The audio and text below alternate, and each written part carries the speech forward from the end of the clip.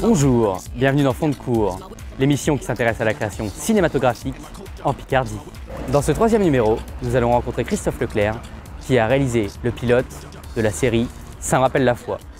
Ça me rappelle la fois où... Non. Ah si! Ça me rappelle la fois où j'étais dans mon lit avec quelque chose... Oh.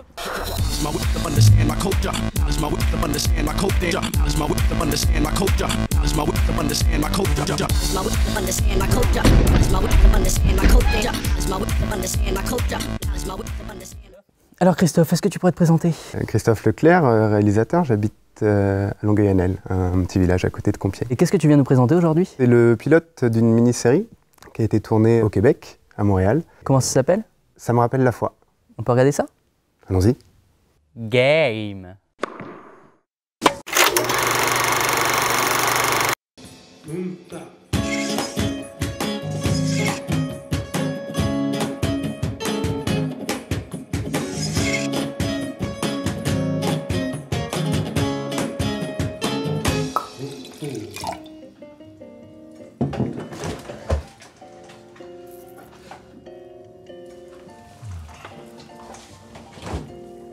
Où est-ce que tu as mis les petites carottes et le concombre? T'as regardé dans le sac? Non, j'ai pas regardé, je te demande. Peut-être que j'ai oublié. Ok.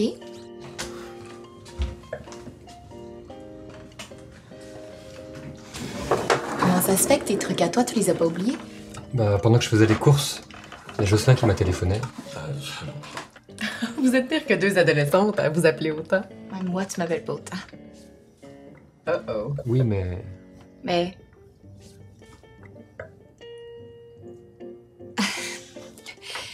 Comment ça va dans ton nouvel appart? Je viens de finir la peinture. J'ai acheté des plantes. J'ai placé tous mes meubles façon feng shui. C'est super lumineux. Ah, feng shui. J'aime la sonorité de ce mot-là. Feng shui. Et ta chambre à coucher, tu les as installées, tes miroirs au plafond? C'est déjà fait. D'ailleurs, je vais les baptiser en fin de semaine. Ça m'étonne pas de toi, ça. En tout cas, j'espère que tes murs sont assez épais. Pense à tes voisins, il faut qu'ils dorment, eux autres Oh aussi. putain! Ça me rappelle la fois où on venait d'emménager dans notre appart. Et alors, ça fait quoi? Rien. Moi. Mais tout mec normalement constitué a revu son âme pour une occasion comme ça. En fait, je voulais le faire, mais... Je te rappelle, il y a ta mère sur l'autre ligne. J'ai dit bonjour à ma Juju. Quoi? Je dis Thierry.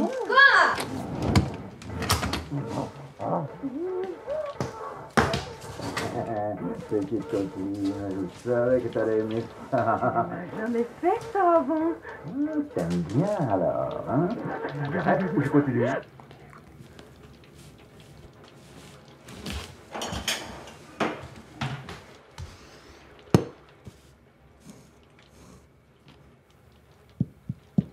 Continue, continue. C'est qui le pilote? Mais c'est toi les pilotes. C'est qui le commandant de bord? C'est toi le commandant de bord, c'est toi le commandant de bord. Oui. C'est toi le commandant de bord. C'est toi. Est-ce que vous avez votre carte d'embarquement, madame? Oui, mais oui, j'ai ma carte d'embarquement. Alors je vais t'emmener au 7e ciel. Ah oui,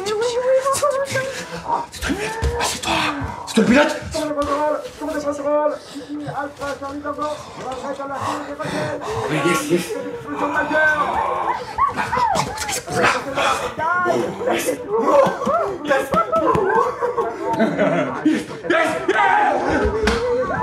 C'est quoi le bruit, chérie? T'as entendu? Ça va? mais pourquoi tu t'arrêtes? Ça va super, chérie. Super. Je parie que ça t'a excité. N'importe quoi. Mais attendez, c'est pas tout. Le lendemain, pendant que je me préparais pour aller au travail, j'entends les voisins sortir. T'as mis où les clés? Regarde dans tes poches. Ah oui.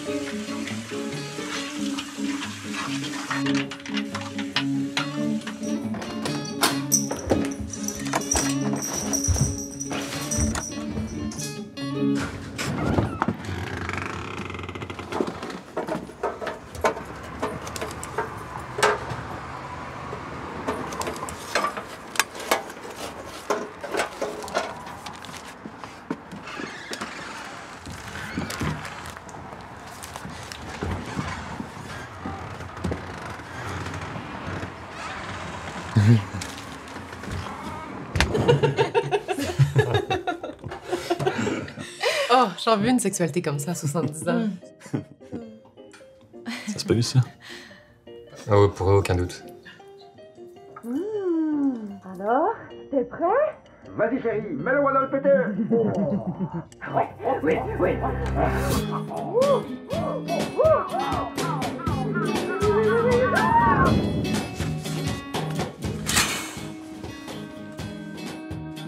Madame.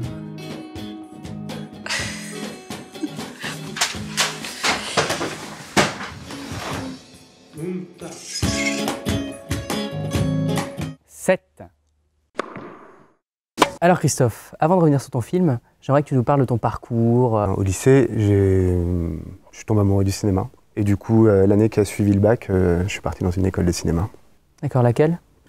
Conservatoire libre du cinéma français. C'est où ça? Sur les quais de l'Ourcq, à Paris. Et du coup, je me suis retrouvé à travailler sur des petites productions. Quel type de poste? Beaucoup script, premier assistant réalisateur. Et je pense à 24, 25 ans, j'ai commencé à vouloir écrire et réaliser. Donc est-ce que tu peux me parler de quelques-uns de tes films qui te tiennent à cœur? Il me reste toujours Omnibus, qui a été réalisé en 2007. Ça raconte l'histoire d'un homme qui débarque la nuit dans une station-service déserte et qui est blessé et qui va passer ses dernières heures, donc qui va mourir dans cette station-service et qui va recevoir la visite de quelqu'un. Mon père s'est arrêté dans cette station. Il n'est pas descendu tout de suite. D'ailleurs, si je ne me trompe pas, c'est un film qui a été tourné il n'y a pas très loin d'ici? Ça a été tourné à Ory-la-Ville. Oui, c'est à quelques kilomètres, oui. Ouais, voilà. D'autres projets dont tu veux nous parler? Il y a Épiphylle, qui est plus récent, qui a été tourné il y a maintenant 1 an et demi. C'est une histoire de père-fils, de filiation et de figure paternelle. Alexandre Guinguet, né le 27 mai 1993, à Louvain, Belgique. Et c'est également un film que tu as fait près de chez toi, quoi. Ouais, Ça, vraiment très près de chez toi. Ouais, ça a été tourné vraiment en face de chez moi, donc à Longueuil-Annel, sur les bords du canal. J'ai vu dans ta filmo aussi que tu as fait des ateliers Ouais. Pour des jeunes. Est-ce que Ouais. tu peux m'en parler de tout ça? Ouais. Ça, c'était en 2006-2007. J'ai été contacté par Jérôme Merle, qui est prof d'EPS et qui bosse sur l'option danse au lycée Crépy-en-Valois. Et il m'a proposé en fait de venir travailler sur un projet qui mettait en scène les élèves à travers la danse, sur le point de départ en fait de textes de détenus de Liancourt. Aimer. Exister. Compter. Et nous, on a récupéré les textes donc avec ces élèves, qui étaient des textes qui partaient souvent d'un verbe d'action. Seul, isolé dans ces 4 murs, mon esprit se torture. Je me mets à penser à toutes ces années passées, à toutes ces années où ma vie s'est arrêtée. Et les élèves ont choisi en fait des textes et chorégraphié ça. Est-ce que tu vis actuellement de tes réalisations? J'ai fait le choix en fait assez rapidement d'avoir un boulot alimentaire à côté et de pouvoir peut-être produire moins, mais à mon sens plus proche de ce que je veux. Je fais un film tous les 2 ans environ. Et si c'est pas indiscret, c'est quoi ton boulot alimentaire? Donc je bosse d'ailleurs, c'est pour ça que ce décor me parle un peu, je bosse dans une salle de cinéma où je fais de la projection. Donc tu t'exerces un métier qui est en voie de disparition. J'ai pas l'impression, on pensait que les projectionnistes allaient disparaître dans les années 2000 quand le home cinéma a explosé, on est toujours là. On pensait qu'au passage du numérique ça allait exploser aussi, on est toujours là. Je pense que le métier se transforme mais le métier ne disparaît pas. C'est des Highlanders. Ouais, un peu. Ça me rappelle la foi est un pilote de série. Est-ce que tu peux me parler de ce qui t'a motivé dans ce projet? Florent Baranowski, qui est l'un des acteurs principaux de la série, vit à Montréal depuis 6 mois, je pense, maintenant. Et il m'avait contacté en me demandant si je voulais venir lui rendre visite et qu'il avait peut-être des projets sous le coude. Donc j'ai décidé d'y aller. Et en arrivant là-bas, il m'a parlé de ce projet de pilote, en fait, qui est autour en fait, de 4 personnages, des citadins, des trentenaires.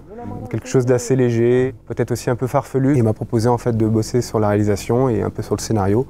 Ce que j'ai accepté tout de suite, parce que ça faisait un moment que j'avais envie de bosser sur la comédie. Donc, comment le film a été produit? Je pense que tu as dû remarquer en regardant les autres films que souvent tu vois écrit en début de film Image Seconde. Donc Image Seconde est une petite structure associative que j'ai créée maintenant il y a une dizaine d'années, donc avec Florent Baranowski entre autres. Cette petite structure en fait, nous permet en fait, de donner une assise juridique au film, une assise officielle. Bon, sans te mentir, le film a été produit pour moins de 500 $. Ce qui fait combien en euros? Ce qui fait à peu près 350, 400 €. Et voilà, le film a été produit avec une partie de fonds personnels et de fonds de l'association. Ce pilote a été tourné au Canada, à Montréal, c'est ça? Ouais. Est-ce que tu peux revenir sur cette expérience? Est-ce que c'est très différent un tournage à Montréal par rapport à un tournage en France, à Paris par exemple? J'ai trouvé que les acteurs étaient... ils n'ont jamais rien à redire.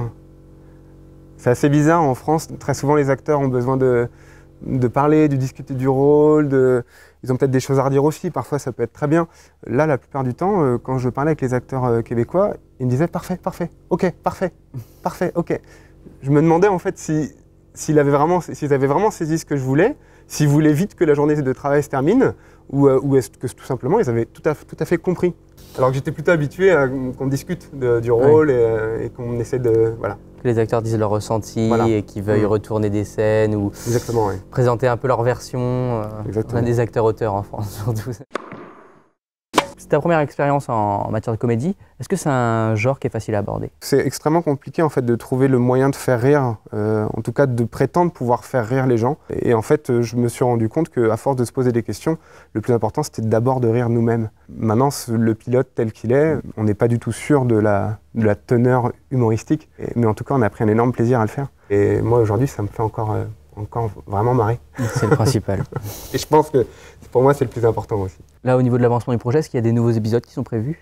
Il y a une douzaine, entre 12 et 15 épisodes en fait, qui sont déjà esquissés, pour certains écrits. Tous vont vers quelque chose peut-être d'encore un peu plus fou. Match.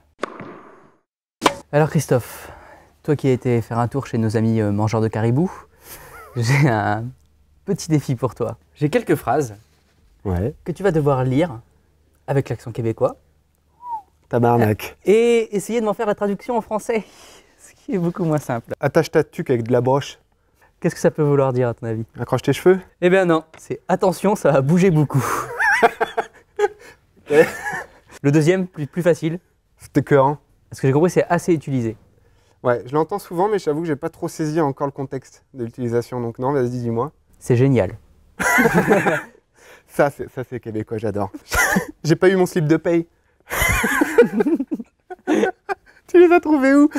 Alors, j'ai pas eu mon slip de paye. Ah, je peux pas te dire. C'est quand tu vas voir ton patron pour dire que tu n'as pas eu ta fiche de paye. Je capate. Ça c'est je kiffe. Ouais, je kiffe, j'adore ça, j'adore ça, c'est tout ça. Il l'utilise énormément ça. Tes broches à foin? Ça je l'ai entendu, pareil, je peux pas te dire ce que c'est. T'es con, tu le fais exprès. T'en as trouvé qu'une, mais ouais, bon. On va t'accorder la victoire, je suis gentil, je suis bon joueur. Je suis pas encore tout à fait québécois. Voilà, fond de cours. Encore une fois, c'est déjà terminé, mais on se retrouve très vite avec un nouvel invité et toujours plus de films. Hostie de tabarnak, t'es écœurant.